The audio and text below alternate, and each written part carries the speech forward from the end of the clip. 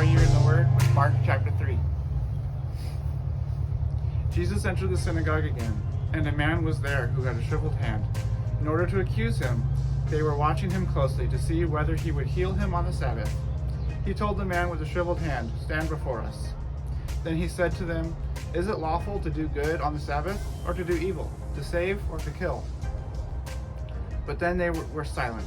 After looking around at them with anger, he was grieved at the hardness of their hearts, and told the man, "Stretch out your hand." And so he stretched it out, and his hand was restored immediately. The Pharisees went out and started plotting with the Herodians against him, how they might kill him.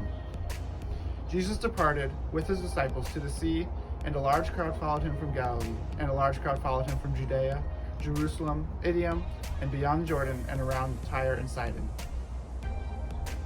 A large crowd came to him because they heard about everything he was doing. Then he told his disciples to have a small boat ready for him, so that the crowd would not crush him.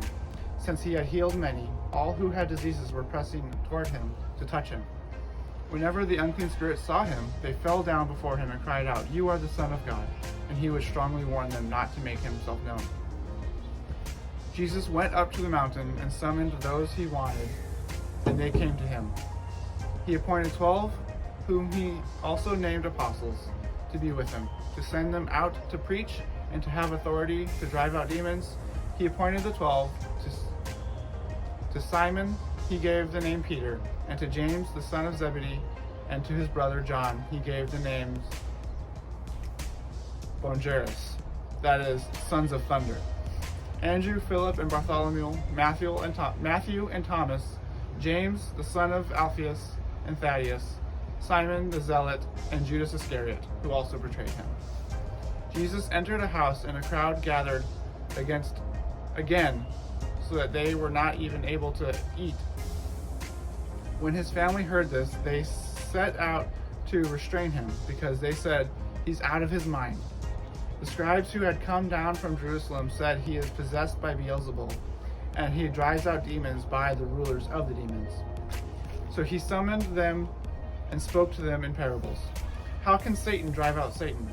If a kingdom is divided against itself, that kingdom cannot stand.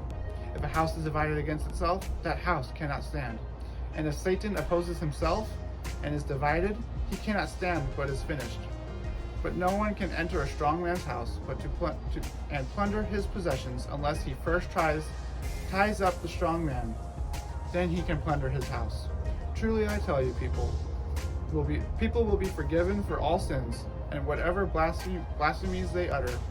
But whoever blasphemes against the Holy Spirit never has forgiveness, but is guilty of eternal sin, because they were saying he has an unclean spirit. His mother and his brothers came, standing outside.